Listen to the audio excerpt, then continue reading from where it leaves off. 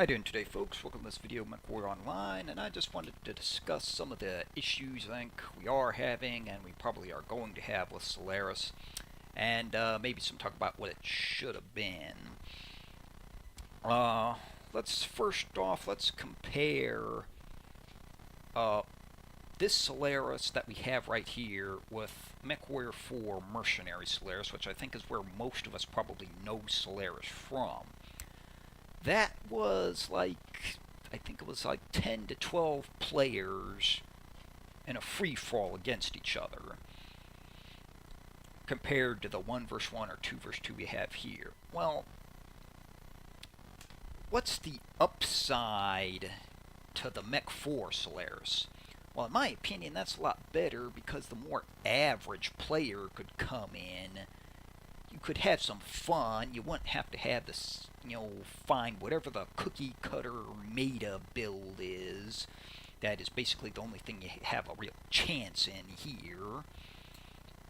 And you could still do decent there. And I think that kind of Solaris, I think there's many more people that fit into that more average skill level than there are these highly skilled players that are going to excel in MechWarrior Online Solaris 7 we have.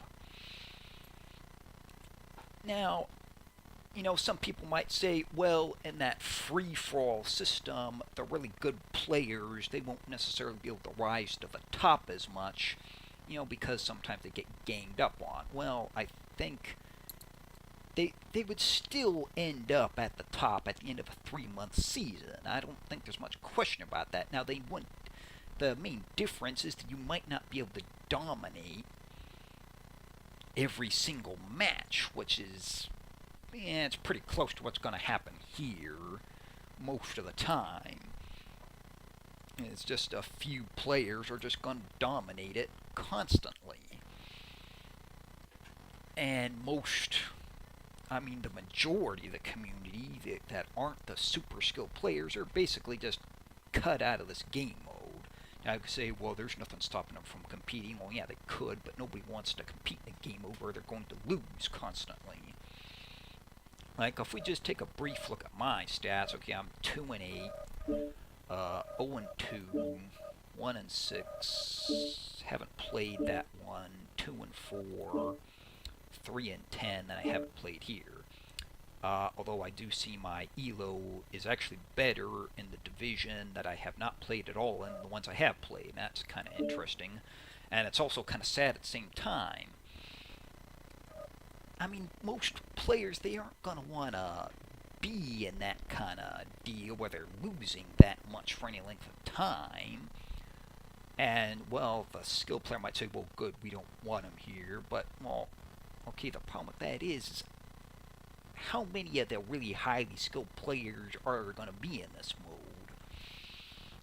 Now, I get there's probably a few guys that maybe they don't like how long faction play is, or they don't like playing with random teams, but maybe they don't have enough friends to get a full team together in faction play or in competitive play, so maybe they kind of would like this little thing, but are there really enough of those people worth making this little carve-out game mode just for them, so they can excel in their own little game mode, but it's not really going to suit hardly anybody else? So that's one starter. And now I kind of touched on it already. The community, it's already been a problem that's discussed. There's too few players playing the game. Now, is that because the actual low number of players, or people just don't like faction play? Now, there's some debate about that because a lot of people don't like it. I don't particularly like it either.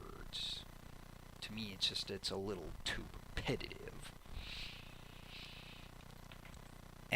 But this is probably going to be as bad or worse as far as low people. But now they say, well, the upside to this is you don't need many people, so that maybe will be the saving grace for it. I guess we'll see about that. But there's probably the leaderboard is probably going to be very limited as to what the top is. there's potential, perhaps even probability, of the same handful of people being at the top of every single division. I guess time will tell that as well. What else is current? C-bills. In wins, with the patron bonus, as far as I can tell, you're probably the top end. You're probably making like 50 to 60,000. That's not very much. I mean, it costs several million, at least for me, to get a few different mechs kind of set up to what I thought would be decent setups. And now, well, you could say, well, yeah, but once you get it set up, you don't have to change it. Well, I guess there's that, but still, you have to make really big expenditures on the front end, and then there's not much payoff. And I don't know what the, I mean, I haven't heard anywhere where they say, well, what are the awards going to be for the top players? And does anybody else get any bonuses for the wins they got? Because it seems like if they're smart, they've got some kind of system where everybody is going to get a bonus per win, and then if you're in the top 5 or whatever, you get something else on top of that. But I'm afraid even players, even if they do decently well, but maybe they're not excelling really good, even those players aren't going to want to hang around either, because there's just not enough benefit to it. So that's a concern. And then probably one of the last things I want to mention before I get to what it should have been is this mech bay, the supposedly new mech bay. I've heard a lot of people say, well, these load times are really bad. And I guess it gets worse just depending on how many mechs you have. Like, I have like 40 mechs. It's not too bad, but it's not good either. And I've heard some people that have much larger numbers of mechs saying it's really bad for them. And now I've heard this is actually the same mech bay they had in closed beta, and they got rid of it back then because it had the load time problem then as well. And basically they're re-releasing it as something new. Now, I don't know for sure that's true or not. I wasn't here in closed beta, but I've seen somebody say that, which I find a little interesting. But as to, well, what Solaris should have been, well, to me it's obvious. All they had to do was basically copy Solaris from Mech 4 over to this. I mean, including the division system. These weird divisions just don't make sense. Just 4 divisions with 1 per each class, that certainly makes sense for a starting point. Now, I understand maybe you make some tweaks to it later, because some mechs maybe don't compete that well with most other mechs in their classes, but for the most part, that should have been the starting point, was just lights, heavies, mediums, and assaults. And like somewhere between a 10 to 15 player free-for-all. That, I don't think there's any question that should have been the starting point. And then maybe you could have added this 1 versus 1, 2 versus 2 stuff in at a later date. And then one last thing is, now I thought for sure I heard somebody say that faction play was going offline to be worked on when Solaris came online, and yet faction play seems to be up and running. The only thing I can see about it, and the patch notes, it says new season has started, and that's what patch notes say. And I don't find any more detailed information in the roadmap other than what they did in the March patch. So that's something else I'm confused about, because I thought faction play was supposed to be offline completely right now. But that pretty much sums it up.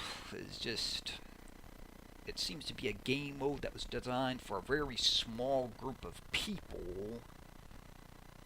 That doesn't quite make sense. And then, well, we could get into what is the data PGI used to make the divisions. To me, I wonder if they're talking about financial data. I mean, they're making these divisions to suit the people that are buying mech packs and things. But yeah, that's about it as far as my opinions go on this, and I'll look forward to hearing any more feedback about it. Well, thanks for watching.